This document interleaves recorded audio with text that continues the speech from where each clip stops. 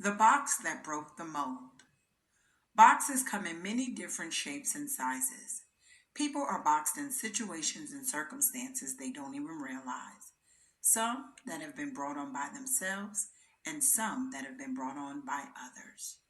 They don't realize this until they've had an encounter with Jesus, that is. They begin to understand that being boxed in was never his design. There was a woman in the city whose sins were greater than her name. Her sins may have been fear, lust, alcohol, drug abuse, etc. Talk about being boxed in. Could you imagine how harshly she was judged? I love how Jesus' discernment went beyond her boxes. It wasn't just his power, blood, and authority that forgave her of her sins, but his compassion for her as well, to see her delivered out of each one of them. One day, while Jesus was eating with the Pharisees, this same woman showed up. The Pharisees were shocked and appalled. How dare this woman touch Jesus? And if Jesus was a real prophet, he would have known what kind of sinner she was.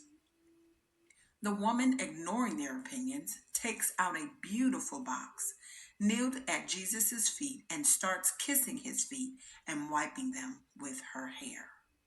The Pharisees said, "How dare she interrupt our meeting? She's pulling out boxes and kneeling at the feet of Jesus. Who does she think she is? Furthermore, what does she have in that box?" The Pharisees discovered there was a bottle with an expensive oil hidden inside. Once she cracked it open, there was such a sweet fragrance that filled the room. The Pharisees began to have indignation against her even the more. They said, "Why is she wasting such precious oil?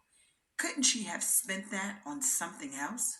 And Jesus declared, "When I entered this house, no one anointed my head, but this woman has also anointed my feet." Don't you just love how Jesus defends true worshipers? Jesus continued and said, "From this day forward, her sins have been forgiven much, because she was willing to give of herself freely in my presence." Listen, you have such an expensive oil deep down inside of you. This oil was cultivated over years of pain, over years of disappointment, over years of just utter disgust.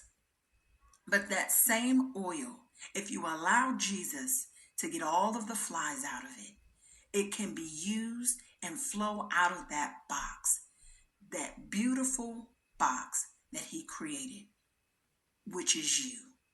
You were created in his image. That oil that flows from you may influence some and may intimidate others. And it's okay, as long as you are allowing that oil to flow to reach many lives. Give God glory in it. And regardless of what you have done, he will forgive you of your sins. Trust me, it is time for the fresh oil to flow. Jesus does have the power to forgive sins. He is the one that breaks the mold.